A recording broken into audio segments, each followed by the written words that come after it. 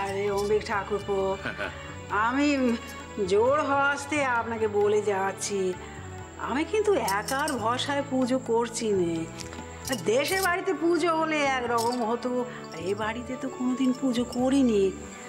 আর কি বলবো, আপনার নাতনি এমন বায়না করলে যে পুজো না করে তো উপায় নেই, তাই আপনার ভরসায় আমি পুজো করছি। হ্যাঁ, আর কনা মা শোনো, হ্যাঁ তোমরা না এলে কিন্তু হবে নি, একেবারে তোমরা এসে হাতে হাতে কাজ না করলে আমি মোটে কিচ্ছুটি করতে পারবো নি। হ্যাঁ কাকিমা, যাবো নিশ্চয়ই।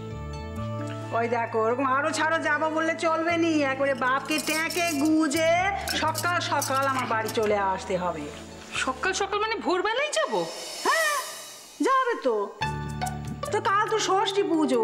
হ্যাঁ, তো ষষ্ঠীতে আসবে না তো কি পুজো হয়ে গেলে আসবে?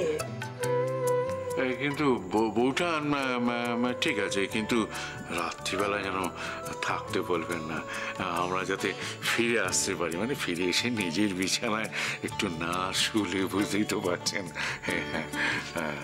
আরে আমি তখনই বুঝেছিলাম যে আর একবার সাজিলেই খাইব। বউঠান বলি বেওড়া খানা কি, বেওড়া খানা কি? তুমি কি এখানে নেমন্তন্ন করতে এসেছো নাকি অপমান করতে এসেছো? তোমার যদি এখানে মন না থাকে তুমি এখান থেকে চলে যাও দেখিনি। আমি আবার অপমান করলুম কোথায়? আমি তো শুধু বললুম যে একবার সাজিলেই খাই। না খাবো না, না খাবো না, এই বলতে বলতে একবার সাজিলেই খাই।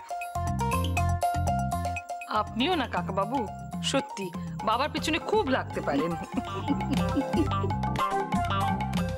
এই নুরি, ওই নুচুরিচি ভাজা হবে না, আমার বাড়িতে মন্না মেটেও ঢুকবে না, আমি বারণ করে দিচ্ছি, ব্যাস।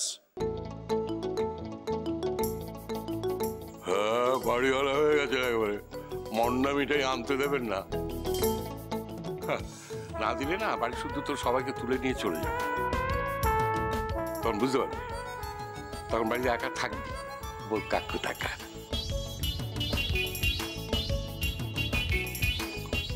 অনরি, কি গো, লুচি টুচি হবে না হবে না? হ কথা, অমনি আনতেছে, অমনি।